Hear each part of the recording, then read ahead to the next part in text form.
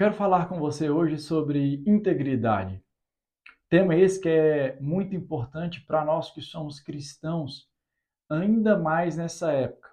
E como cristãos, e como bons cristãos, nós devemos andar em integridade, em retidão, porque nós carregamos dentro de nós a verdade que é Jesus. Nós carregamos dentro de nós a verdade que é o verdadeiro evangelho do Senhor. Então nós temos que ser íntegros e retos em tudo aquilo que nós formos fazer em nossas vidas. Eu quero pedir para você, antes de tudo, se inscrever no nosso canal. Hoje nós somos aproximadamente mais de 170 milhões de cristãos no Brasil. Isso quer dizer que quase 80% da população brasileira é cristã. Só que, curiosamente, a maioria dos canais do YouTube são canais que não produzem conteúdo cristão. E eles têm milhares, milhões de inscritos. Nós, como cristãos, queremos ocupar todas as áreas e todas as atmosferas da sociedade. Então, você se inscrevendo aqui, você curtindo esse vídeo, você compartilhando, você está ajudando o reino de Deus, você está ajudando na propagação da palavra do Senhor, você está ajudando pessoas a terem um encontro com Jesus, pessoas serem impactadas pelo Senhor. Então se inscreve, curte, compartilha esse vídeo e deixa um comentário aqui.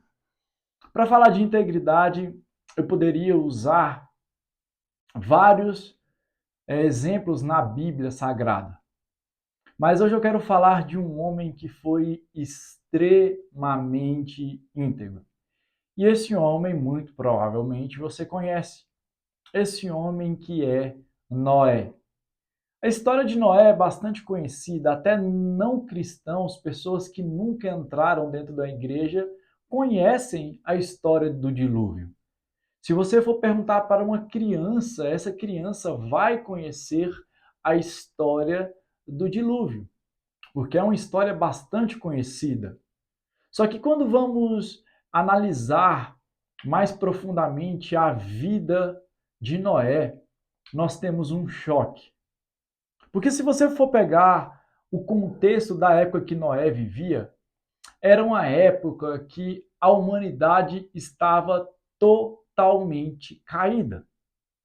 A humanidade estava perversa, a humanidade estava corrupta. A comunidade, o planeta Terra inteiro, o mais interessante a frisar é isso.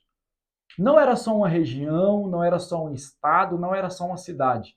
Era um mundo inteiro que estava moralmente caído. Era um mundo inteiro que estava moralmente destruído. Era um mundo que estava totalmente mergulhado no pecado, na imoralidade, na perversidade. Era um mundo que Deus olhou dos céus e falou assim: eu rejeito a humanidade. O nível de pecado na época de Noé era tão grande que Deus olhou dos céus e falou assim: eu vou recomeçar tudo. Eu não me agrado dessa criação que eu fiz. Eu vou mandar um dilúvio sobre a terra e eu vou reiniciar tudo, porque o ser humano é mau, ele é pecador e ele se desviou do foco original. É nesse cenário que Moisés vivia. É tão engraçado que nessa época de Noé, os homens viviam de 500, 800, 900 anos de idade. Só que Deus falou assim: o homem peca demais. O homem está errando demais. Eu vou limitar os anos de vida do homem a 120 anos por causa do pecado. E é nesse cenário que Noé, estava vivendo. Só que o mais interessante é que Deus olha do céu e ele acha integridade em Noé. A Bíblia fala que o Senhor achou favor em Noé. Porque Noé era um homem reto. Porque Noé era um homem íntegro. E disso eu já tiro uma lição gigantesca. Talvez você fale assim, é muito difícil lá na minha faculdade ser um cristão, porque todo mundo lá faz coisas absurdas. Todo mundo vai para a balada, todo mundo vive imoralidade sexual, todo mundo usa droga, todo mundo faz coisas absurdas. Ei, o cenário que você está inserido não pode, de maneira alguma, ditar como você vai ser. Você tem que ser íntegro, independente da onde você está. Você tem que ser um verdadeiro cristão. Você tem que agradar o Senhor, independente da onde você está. Noé, ele acaba com todas as nossas desculpas. Eu quero que você entenda bem isso. Não é que a família de Noé era corrupta. Não era que o estado que Noé morava era imoral. O planeta Terra inteiro estava caído. O planeta Terra inteiro estava pecando e não estava agradando ao Senhor. E nesse povo, Noé permanecia honesto. Noé permanecia fazendo a vontade do Senhor.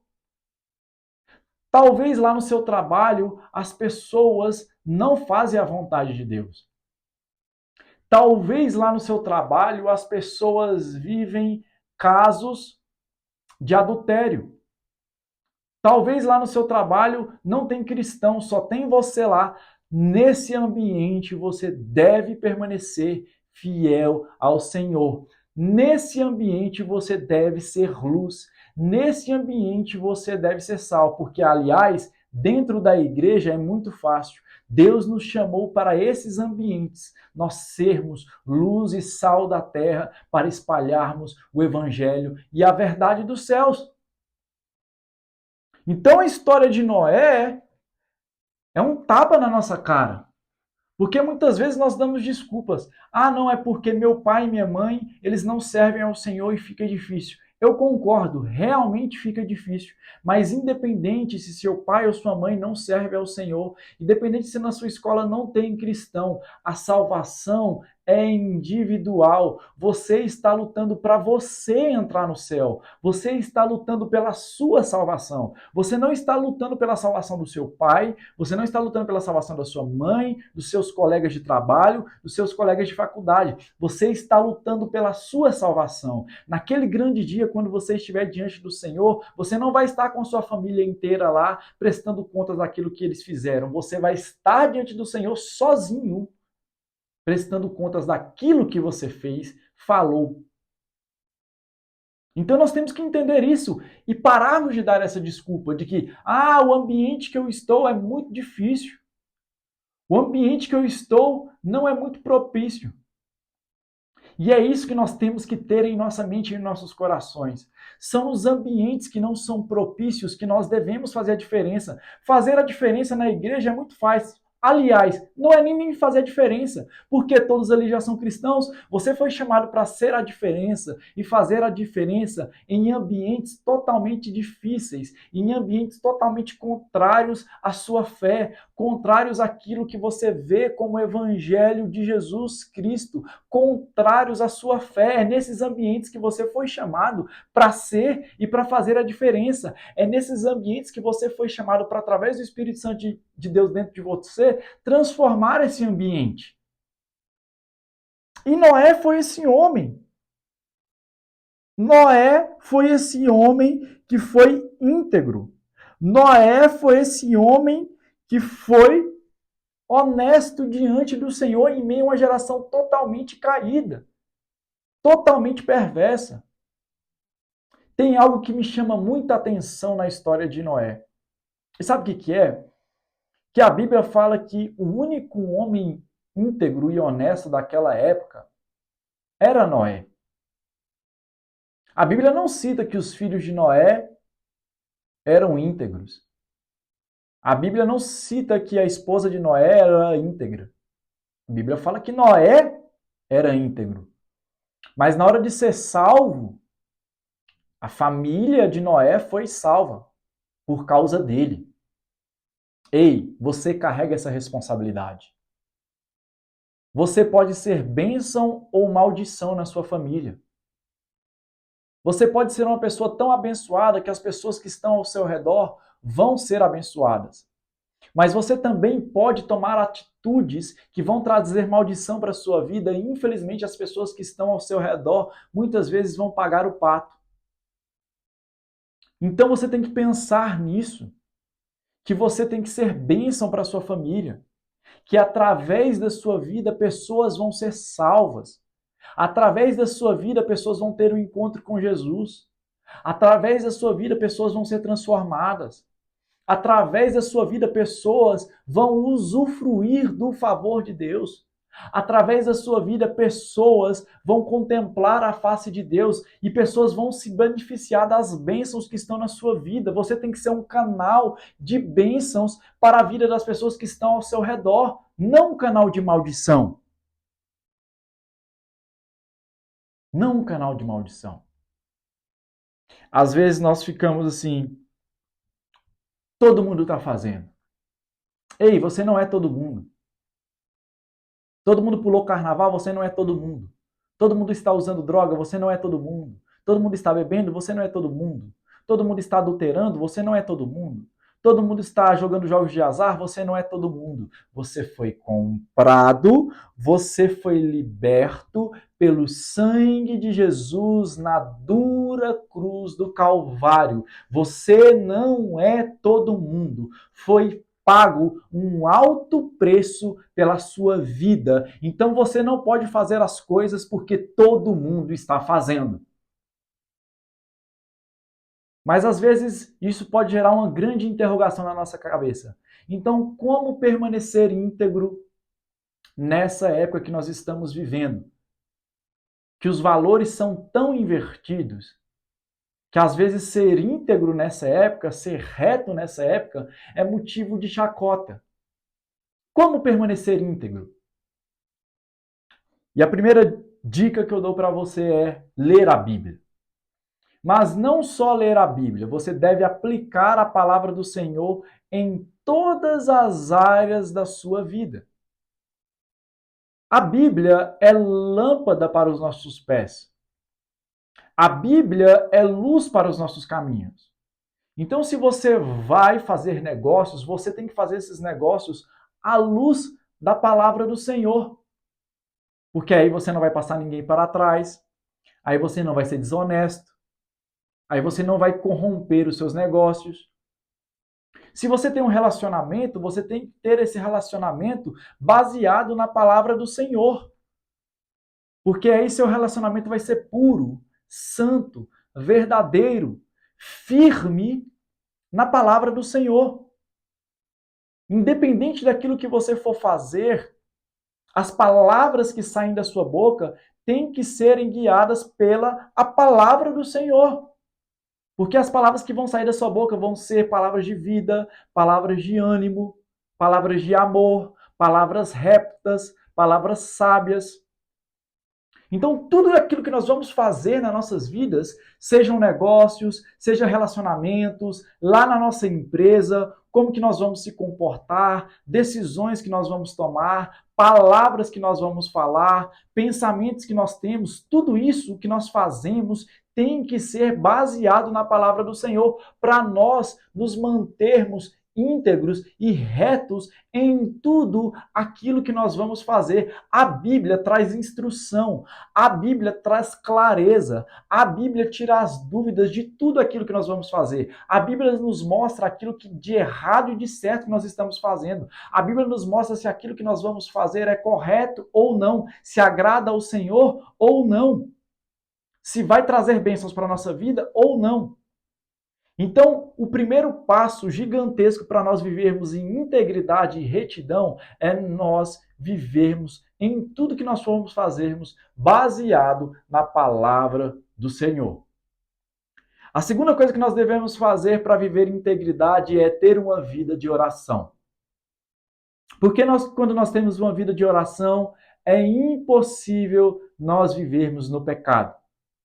Porque na oração, Jesus nos mostra tudo aquilo que nós estamos fazendo de errado. Na oração, Jesus aponta todos os caminhos, todas as direções que nós devemos tomar. Na oração, o nosso homem carnal morre. Na oração, as maldições que estão no nosso coração morrem. Os pecados que estão no nosso coração morrem. As sementes, às vezes, de pecado que foram lançadas nos nossos corações morrem. Porque na oração o sangue de Jesus nos cobre. Na oração não existe falsidade. Na oração não existe máscara. Na oração não existe mentira. Na oração Jesus vai no profundo do seu ser, da sua alma e tira tudo aquilo de ruim que há dentro de mim, que há dentro de você. Então, para nós vivermos uma vida de integridade, nós devemos mergulhar profundo na oração. Porque na oração Jesus vai nos moldar, na oração Jesus vai nos moldar conforme o caráter dele, na oração Jesus vai nos moldar a nossa mente, o nosso caráter, a nossa ética, os nossos valores, conforme a vontade dele, conforme a palavra dele, conforme aquilo que ele tem para as nossas vidas. Na oração nós nos enchemos mais da presença do Espírito Santo de Deus. Então você quer ser íntegro, você tem que viver uma vida de oração. E se você quer ser íntegro, a última dica que eu te dou é jejum. Porque o jejum, ele mata a nossa carne. Os pecados, eles são totalmente obras da carne. Todos os pecados que nós cometemos são obra da carne. Quando você está jejuando, você está matando a sua carne.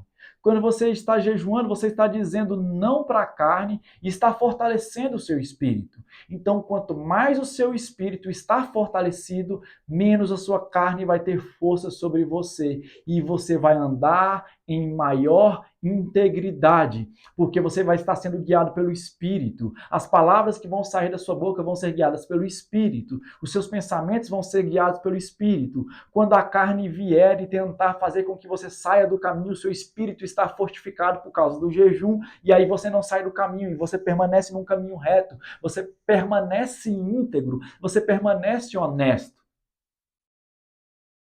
Eu poderia explorar muito mais esses itens, mas eu quero deixar desde já para você a missão de começar a fazer essas 3 coisas para viver em integridade: oração, leitura da palavra e jejum. Eu sei que não é fácil. Eu sei que nessa época que nós estamos vivendo, falar de retidão, de integridade, de santidade é uma coisa que parece que ficou no século passado. Mas quem quer seguir a Jesus nunca deve deixar a retidão de lado. Quem quer seguir a Jesus nunca deve deixar a santidade de lado. Deve buscar ter os seus caminhos sempre retos, sempre íntegros e sempre honestos diante do Senhor, para um dia entrarmos no céu com Ele. Que você seja abençoado por essa palavra, que você compartilhe essa palavra com mais pessoas que precisam ouvir ela.